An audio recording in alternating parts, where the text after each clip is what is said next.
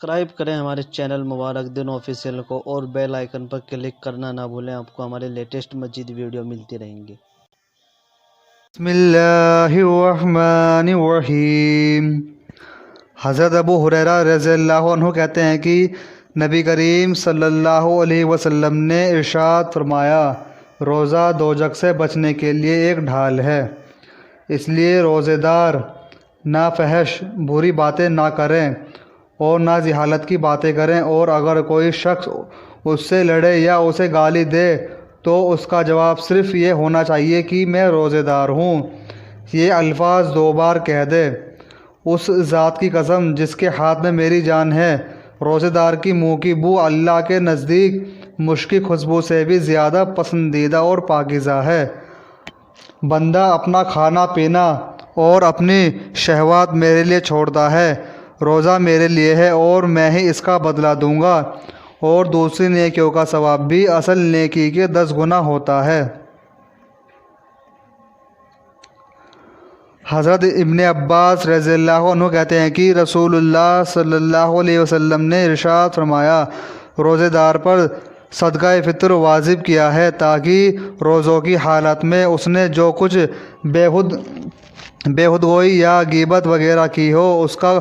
کفارہ ہو جائے۔ اگر یہ شخص عید کی نماز سے پہلے صدقہ ادا کرے گا تو یہ اس کے لیے نہایت ثواب اور زکوٰۃ کی طرح ہوگا، اور اگر عید کی نماز کے بعد ادا کرے گا تو صدقوں کی طرح یہ بھی ایک صدقہ ہے۔ حضرت ابو ہریرہ رضی اللہ عنہ کہتے ہیں کہ نبی کریم صلی اللہ علیہ وسلم نے ارشاد فرمایا، اگر کوئی شخص جھوٹ بولتا ہے اور دغا بازی کرتا ہے، روزے رکھ کر بھی نہ چھوڑے، تو اللہ تعالیٰ کو اس کی کوئی ضرورت نہیں کہ وہ اپنا کھانا پینا چھوڑ دے۔ روزہ اور قرآن قیامت کے دن بندے کی شفاعت کریں گے۔ روزہ کہے گا، اے اللہ، میں نے اسے کھانے اور خواہشات سے دن میں روکے رکھا۔ قرآن کہے گا، میں نے اسے رات کو سونے سے روکے رکھا۔ میں اس کی شفاعت کرتا ہوں، ہماری شفاعت قبول فرما۔ چنانچہ دونوں کی سفارش قبول کر لی جائے گی۔ حضرت ابو ہریرہ رضی اللہ عنہ فرماتے ہیں کہ رسول اللہ صلی اللہ علیہ وسلم نے ارشاد فرمایا، جب کوئی بندہ دل کے اخلاص کے ساتھ لا الہ الا اللہ کہتا ہے تو اس کلمے کے لیے یقینی طور پر آسمان کے دروازے کھول دیے جاتے ہیں، یہاں تک کہ یہ کلمہ سیدھے عرش تک پہنچتا ہے، یعنی فوراً قبول ہوتا ہے، بشرطے کہ وہ کلمہ کہنے والا کبیرہ گناہ بڑے گناہ سے بچتا ہو۔ فائدہ: اخلاص کے ساتھ کہنا یہ ہے کہ اس میں دکھاوا و نفاق نہ ہو۔ کبیرہ گناہ سے بچنے کی شرط جلد قبول ہونے کے بعد اگر کبیرہ گناہوں کے ساتھ بھی کہا جائے تو نفع اور ثواب اس وقت بھی خالی نہیں ہے۔ اللہ تعالیٰ کا ارشاد ہے، جو کچھ یہ ظالم لوگ کر رہے ہیں ان سے اللہ تعالیٰ کو فوراً پکڑ نہ کرنے کی وجہ سے بے خبر ہرگز نہ سمجھو، کیونکہ ان کو اللہ تعالیٰ نے صرف اس دن تک کے لیے مہلت دے رکھی ہے جس دن ہیبت سے ان کی آنکھیں پھٹی کی پھٹی رہ جائیں گی، اور وہ حساب کی جگہ کی طرف سر اٹھائے ہوئے دوڑے جا رہے ہوں گے، اور آنکھوں کی ایسی ٹک ٹکی بندھے گی کہ آنکھ جھپکے گی نہیں، اور ان کے دل بالکل بدحواس ہوں گے۔ اللہ تعالیٰ کا ارشاد ہے،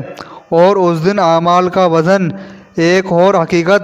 ہے، پھر جس آدمی کا پلہ بھاری ہوگا وہی کامیاب ہوگا، اور جن کا ایمان و اعمال کا پلہ ہلکا ہوگا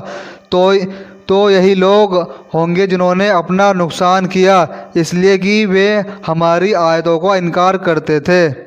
اللہ تعالیٰ کا ارشاد ہے، اچھے عمل کرنے والوں کے لیے جنت میں ہمیشہ رہنے کے باغ ہوں گے جس میں وہ لوگ داخل ہوں گے، اور ان کو سونے کے کنگن اور موتی پہنائے جائیں گے، اور ان کا لباس ریشم کا ہوگا، اور وہ ان باغوں میں داخل ہو کر کہیں گے کہ اللہ تعالیٰ کا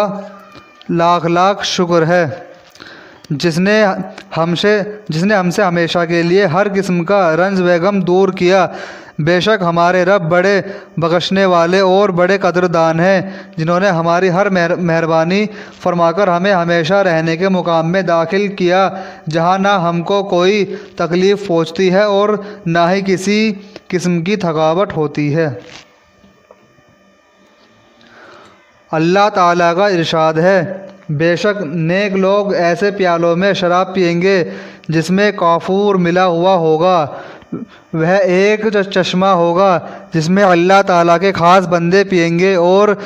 اس چشمے کو خاص بندے جہاں چاہیں گے وہاں کر لے جائیں گے۔ یہ وہ لوگ ہوں گے جو ضروری اعمال کو خلوص سے پورا کرتے ہیں، اور وہ ایسے دن سے ڈرتے ہیں جس کی سختی کا اثر وہ کم و زیادہ ہر کسی پر ہوگا، اور وہ اللہ تعالیٰ کی محبت میں غریب، یتیم اور قیدی کو کھانا کھلاتے ہیں، اور وہ یوں کہتے ہیں کہ ہم تو تم کو صرف اللہ تعالیٰ کی رضامندی کے لیے کھانا کھلاتے ہیں، ہم تم سے نہ کسی بدلے کے خواہش مند ہیں اور نہ شکریہ کے، اور ہم اپنے رب سے اس دن کا خوف رکھتے ہیں جو دن بڑا ہی کٹھن و سخت ہوگا۔ تو اللہ تعالیٰ ان کو اس اطاعت اور اخلاص کی برکت سے اس دن کی سختی سے بچا لیں گے، اور ان کو تازگی اور خوشی عطا فرمائیں گے، اور ان لوگوں کو ان کی دین میں مضبوطی کے بدلے میں جنت اور ریشمی لباس عطا فرمائیں گے۔ وہ وہاں اس حالت میں ہوں گے کہ جنت میں تخت پر تکیے لگائے بیٹھے ہوں گے، اور جنت میں نہ دھوپ کی تپش پائیں گے اور نہ سخت سردی، بلکہ آرام دینے والا بہترین موسم ہوگا، اور جنت کے پیڑوں کے سائے ان لوگوں پر جھکے ہوئے ہوں گے، اور ان کے پھل ان کے اختیار میں کر دیے جائیں گے، یعنی ہر وقت بنا محنت پھل لے سکیں گے، اور ان پر چاندی کے برتن اور شیشے کے پیالوں کا دور چل رہا ہوگا، اور شیشے بھی چاندی کے ہوں گے، یعنی صاف شفاف ہوں گے، جن کو بھرنے والوں نے مناسب انداز سے بھرا ہوگا، اور ان کو وہاں ایسی شراب پلائی جائے گی جس میں خشک ادرک کی ملاوٹ ہوگی، جس میں چشمے کا نام جنت میں سلسبین مشہور ہوگا، اور ان کے پاس یہ چیزیں لے کر ایسے لڑکے آنا جانا کریں گے جو ہمیشہ لڑکے ہی رہیں گے، اور وہ لڑکے اتنے زیادہ سندر ہوں گے کہ تم ان کو بکھرے ہوئے موتی سمجھو گے، اور جب تم وہاں دیکھو گے تو بہت زیادہ نعمتیں اور بہت بڑی سلطنت دیکھو گے، اور ان جنتیوں پر سخت رنگ کے باریک اور موٹے ریشم کے لباس ہوں گے، اور ان کی چاندی کے کنگن پہنائے جائیں گے، ان کے رب خود بڑی پاکیزہ شراب پلائیں گے۔ جنتیوں سے کہا جائے گا کہ یہ سب نعمتیں تمہارے نیک اعمال کا بدلہ ہے، اور تمہاری محنت کا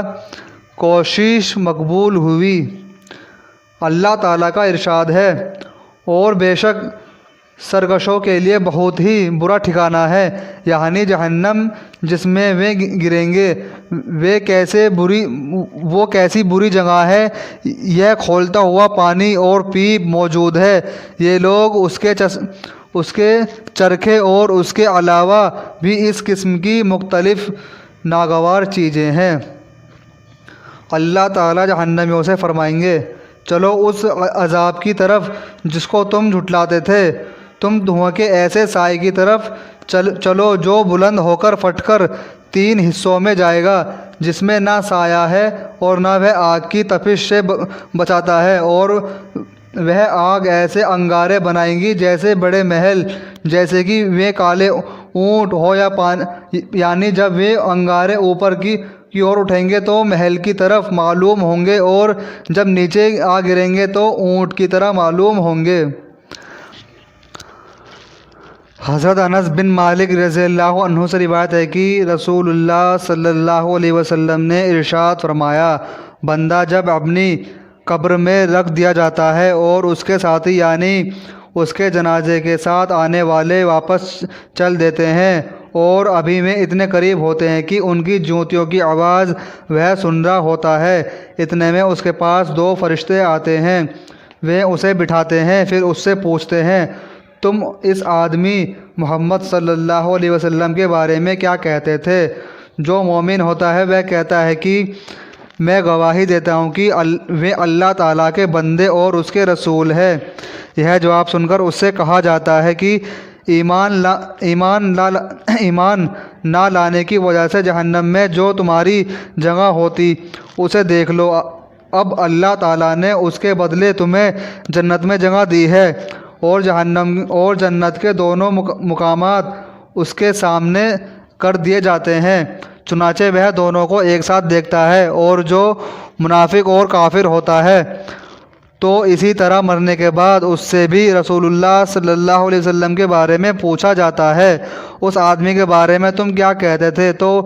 وہ منافق اور کافر کہتا ہے کہ میں ان کے بارے میں خود تو کچھ نہیں جانتا، دوسرے لوگ جو کہا کرتے تھے وہی میں بھی کہتا تھا۔ اس کے جواب پر اس کو کہا جاتا ہے کہ تو نے تو خود جاننا اور نہ ہی جاننے والوں کی پیروی کی۔ پھر سزا کے طور پر لوہے کی ہتھوڑے سے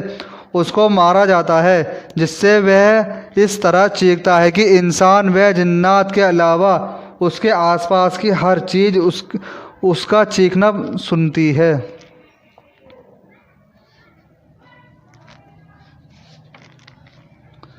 حضرت انس بن مالک رضی اللہ عنہ سے روایت ہے کہ رسول اللہ صلی اللہ علیہ وسلم نے ارشاد فرمایا، اذان اور اقامات کے درمیان وقت میں دعا نہیں ہوتی یعنی قبول ہوتی ہے۔ صحابہ اکرام رضی اللہ عنہ نے عرض کیا، اے اللہ کے رسول صلی اللہ علیہ وسلم، ہم دعا کیا مانگے؟ آپ نے ارشاد فرمایا، اللہ تعالیٰ سے دنیا و آخرت کی عافیت مانگا کرو۔ حضرت جابر رضی اللہ عنہ سے روایت ہے کہ رسول اللہ صلی اللہ علیہ وسلم نے ارشاد فرمایا، جب نماز کے لیے اقامت کہی جاتی ہے تو آسمان کے دروازے کھول دیے جاتے ہیں اور دعا قبول کی جاتی ہے۔ حضرت ابو ہریرہ رضی اللہ عنہ فرماتے ہیں کہ جو آدمی اچھی طرح وضو کرتا ہے اور پھر نماز کے ہی ارادے سے مسجد کی طرف جاتا ہے تو جب تک وہ اس ارادے پر قائم رہتا ہے کہ اسے نماز کا ثواب ملتا رہتا ہے، اس کے ایک ایک قدم پر نیکی لکھی جاتی ہے اور دوسرے قدم پر اس کی ایک برائی مٹا دی جاتی ہے۔ جب تم میں کوئی اقامات سنے تو اور دوڑ کر نہ چلے، تم میں سے جس کا گھر مسجد سے جتنا دور ہوگا اتنا ہی اس کا ثواب زیادہ ہوگا۔ حضرت ابو ہریرہ رضی اللہ عنہ کے شاگردوں نے یہ سن کر پوچھا کہ ابو ہریرہ، گھر دور ہونے کی وجہ سے ثواب زیادہ کیوں ہوگا؟ فرمایا، اس لیے کہ قدم زیادہ ہوں گے۔ حضرت ابو ہریرہ رضی اللہ عنہ سے روایت ہے کہ رسول اللہ صلی اللہ علیہ وسلم نے ارشاد فرمایا،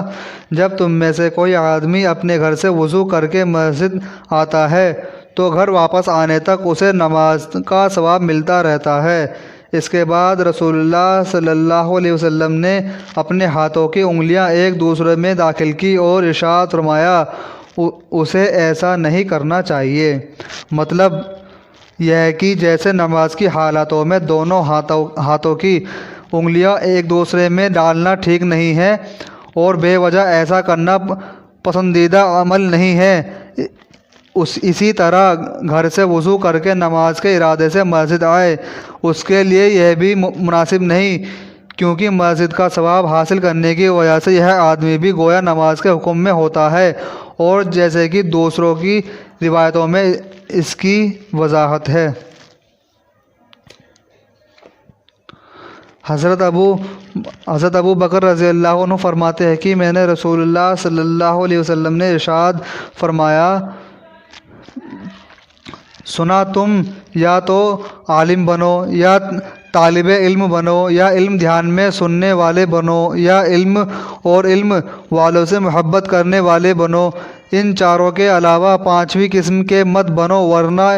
ہلاک ہو جاؤ گے۔ پانچویں قسم کی یہ ہے کہ تم علم اور علم والوں سے بغض دشمنی رکھو۔ حضرت ابن مسعود رضی اللہ عنہ فرماتے ہیں کہ میں نے رسول اللہ صلی اللہ علیہ وسلم کو یہ ارشاد فرماتے ہوئے سنا، حسد دو آدمیوں کے علاوہ کسی پر جائز نہیں، یعنی اگر حسد کرنا کسی پر جائز ہوتا تو یہ دو آدمی ایسے تھے جن پر جائز ہوتا، ایک وہ